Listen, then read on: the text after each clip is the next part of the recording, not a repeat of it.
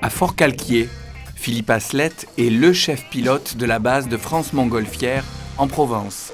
Depuis 3 ans, il propose au public de découvrir la Haute-Provence dans un des rares sites de la région où l'aérologie permet d'exploiter l'activité. J'allais devenir chanteur d'opéra alors. Et je cherchais un peu de travail là pour l'été. Une montgolfière qui s'est posée près de chez moi, en Bourgogne, chez mes parents. C'était en 1987. J'avais 19 ans. Et puis une semaine plus tard, on m'a passé un petit coup de fil en disant on a besoin de quelqu'un pour aider au sol avec les montgolfières. Moi, l'idée de voler dans une montgolfière, c'est pas pour moi. Je voulais vraiment pas monter là-dedans. Puis on m'a forcé à monter là-dedans à un moment. J'ai travaillé au sol et puis après ça, on m'a forcé à monter dedans parce que j'avais besoin de poids.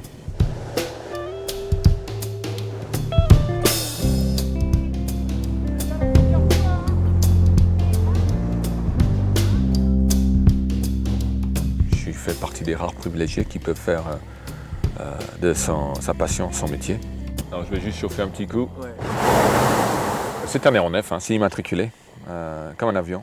Donc nous avons une formation de base donc, qui est très simple. C'est un appareil qui est simple. Vous voyez, il y a un brûleur. Moi, j'ai plein de morceaux de ficelle qui descendent. Un ballon très simple, il y en a un. Juste pour la soupape, c'est tout. Donc c'est extrêmement simple comme appareil. Et il faut 15 heures de vol avec 20 atterrissages et décollages. Donc c'est la formation de base. Prendre un ballon comme celui de Thierry qui vole à côté de nous, qui est un ballon de 10 000 m3, ça ne s'improvise pas. C'est un ballon qui a une inertie énorme et donc il faut vraiment avoir de l'expérience. Thierry, il a largement plus de 1000 heures de vol, il a volé 4 coins du globe, donc ça c'est quelque chose qui est essentiel chez nous. Expérience par type, nombre d'heures par type d'appareil avant de pouvoir accéder à la prochaine étape. Bonjour! La montgolfière ne peut pas exister sans ce relationnel. Les gens ils viennent, ils voient comment on travaille. S'ils voient qu'on est en train de tout détruire, ils ne vont pas être très contents et on ne va pas être les bienvenus. C'est ça, de convaincre un fermier qu'on ne va pas faire des dégâts, qu'on ne va pas faire des peurs à ses bêtes, il ne va pas le croire tant qu'il ne l'a pas vu en général. Parce qu'ils ont tous une histoire avec une montgolfière qui est passée, qui a fait peur aux bêtes. Et ça arrive malheureusement.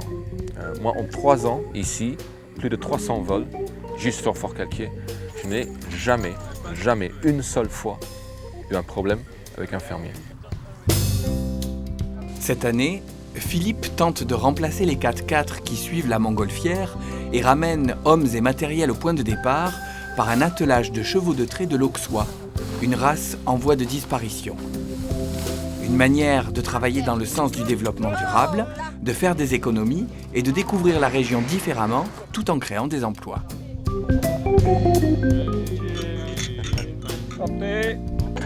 Même si cela reste un loisir onéreux, dans le pays de Forcalquier, l'histoire de la montgolfière ne fait que commencer.